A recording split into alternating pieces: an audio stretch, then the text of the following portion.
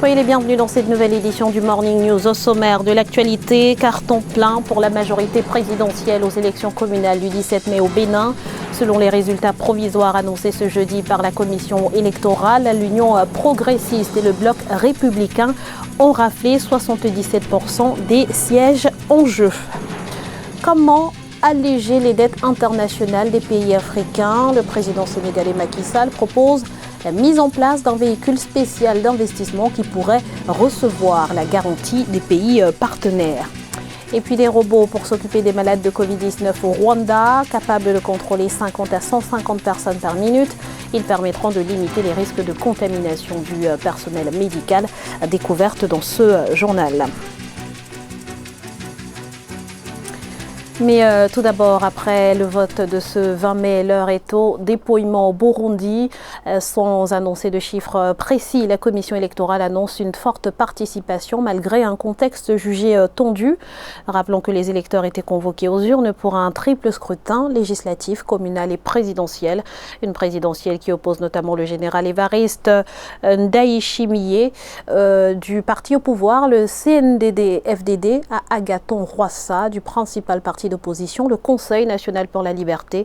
Ce dernier a d'ailleurs dénoncé ce mercredi des fraudes massives ainsi que des pressions exercées sur ses militants et sur les électeurs. La publication des résultats est prévue en début de semaine prochaine. Au Bénin, en revanche, les urnes ont d'ores et déjà rendu leur verdict. Selon les résultats provisoires des élections communales proclamées ce jeudi par la commission électorale, les deux partis politiques soutenant le président Patrice Talon ont obtenu 1555 sièges sur 1815. La force Kori pour un Bénin nouveau, ex-parti de l'ancien président Thomas Boni-Yayi, en a récolté 260. Vu d'ensemble, seuls 3 partis politiques ont recueilli plus de 10% des suffrages exprimés. On fait le point tout de suite dans ce reportage de Lefty Ounou, notre correspondant au Bénin. Au Bénin, le verdict des élections communales et municipales du 17 mai 2020 a été proclamé par la Commission électorale nationale autonome Sénat jeudi 21 mai 2020 à Cotonou.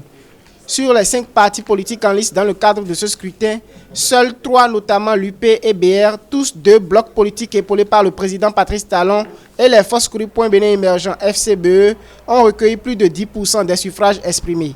L'Union progressiste UP est arrivée en tête du classement avec 39,97%, suivi du bloc républicain avec 37,38% et les FCBE ont 14,98% des voix. Union progressiste, 994 602 voix. BR, 930 247 voix. FCBE, 372 818. 2 partis politiques en lice ont été non éligibles pour l'attribution des sièges. Il s'agit du Parti du Renouveau démocratique PRD, présidé par l'ex-président de l'Assemblée nationale, Maître Adrien Humbedji, et l'UDBN de l'ex-députée Claudine Afiavi Prudencio. PR, 735 sièges. Pour les FCBE, nombre de sièges 260. Pour l'UP, 820 sièges. Au total, 1815 conseillers communaux et municipaux ont été élus à l'issue de ces élections communales et municipales du 17 mai 2020.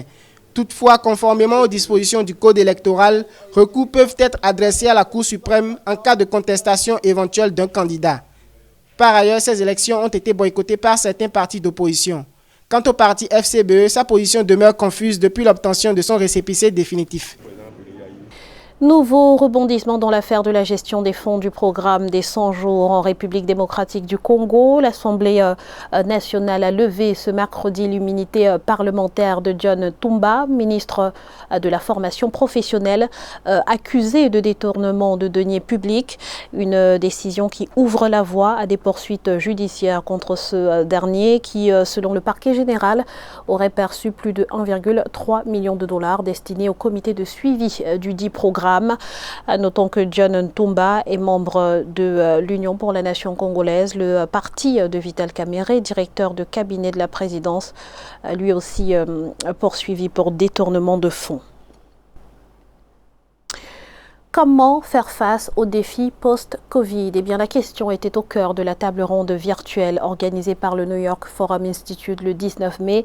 Les chefs d'État africains qui y ont pris part plaident pour une nouvelle gouvernance mondiale. Intervenant sur la question de l'annulation de la dette, le président sénégalais Macky Sall propose des mécanismes plus souples. Explication avec Amenedi. Intervenant à l'occasion de la table ronde du New York Forum Institute le 19 mai 2020, le président sénégalais Macky Sall a estimé que le moratoire sur le remboursement des dettes proposé par le G20 à l'Afrique était positif, mais insuffisant au regard des capacités de mobilisation de ressources dont les pays ont fait preuve. En attente d'une réponse globale, un élan de solidarité s'impose, surtout face à la pandémie du Covid-19. Malgré les financements très importants qui sont consolidés quotidiennement dans les bourses, les transactions qui se chiffrent en trillions de dollars par jour, l'humanité n'a pas été capable, de développer une solidarité entre les pays. Malgré les appels et malgré, en fait, le comportement de l'Afrique, sans moyens importants, l'Afrique a pu quand même être résiliente. Relevant l'injustice du système économique actuel dans le monde, ressorti dans la gestion de la crise sanitaire, les pays africains travaillent sur une solution innovante qui leur permettrait d'alléger leurs dettes internationales privées tout en permettant à leurs créanciers d'être remboursés. Malgré les efforts au départ, tout à fait louables du G20, d'aller vers un moratoire sur la dette bilatérale, évidemment c'était un pas, mais un pas insuffisant par rapport aux conséquences économiques et sociales de la pandémie. Aujourd'hui, vous avez des pays qui ont les capacités de dire nous levons 1 000 milliards de dollars, nous levons 2 000 milliards de dollars. La simple évocation de cette volonté suffit à ces pays pour mobiliser ces ressources. Nous sommes dans ce combat au quotidien, jour comme nuit, pour justement contenir la maladie. Anticiper les prochains risques auxquels l'Afrique se retrouve exposée, surtout en cette crise sanitaire, était le point commun de cette réflexion de haut niveau, ayant réuni les chefs d'État de Sierra Leone, du Niger, du Kenya, de la Côte d'Ivoire, du Sénégal et bien d'autres acteurs. Un appel de l'Afrique pour agir ensemble. Parallèlement, le Cameroun, qui enregistre plus de 3500 cas confirmés de Covid-19, redouble d'efforts pour vaincre cette pandémie. Le pays, qui a adopté un protocole de traitement basé sur l'hydroxychloroquine, explore à présent d'autres pistes de la médecine traditionnelle. Neile Claude Bessa. La crise sanitaire de coronavirus continue de gagner du terrain au Cameroun. Au moment où le pays célèbre sa 48e édition de la fête nationale, le dernier décompte fait état de plus de 3500 cas pour 140 décès. Une situation qui a poussé le président Paul Biya à constater que malgré les mesures prises, le nombre de personnes infectées augmente de jour en jour. D'où son appel à l'ensemble des Camerounais à s'impliquer davantage pour la victoire contre ce virus. Pour ce qui est des pistes sur un potentiel traitement curatif, le chef de l'État se veut rassurant. Le gouvernement est pleinement conscient de la gravité de la situation et est prêt à prendre toutes les mesures nécessaires. Déjà, je peux affirmer ceci. Dès qu'un traitement sera disponible, le nécessaire sera fait pour le mettre à la disposition de nos concitoyens. Avant cela, le port du masque dans l'espace public restera obligatoire jusqu'à nouvel ordre. À cet effet, l'industrie locale doit continuer à s'investir dans la fabrication des masques et des gels hydroalcooliques, dans le strict respect des normes prescrites par le gouvernement et l'OMS. Pour faire face à la Covid-19, le Cameroun s'est également tourné vers la médecine traditionnelle. Après avoir validé le traitement à la chloroquine, toujours très contesté par de nombreux médecins, le ministère de la Santé examine actuellement les traitements proposés au Cameroun et à Madagascar. Il s'agit notamment de la solution proposée par Monseigneur Samuel Cléda, archevêque métropolitain de la ville de Douala, et du Covid Organics, des concentrés faits à base de plantes naturelles. Devant l'épreuve, notre système de santé devra se montrer encore plus efficace.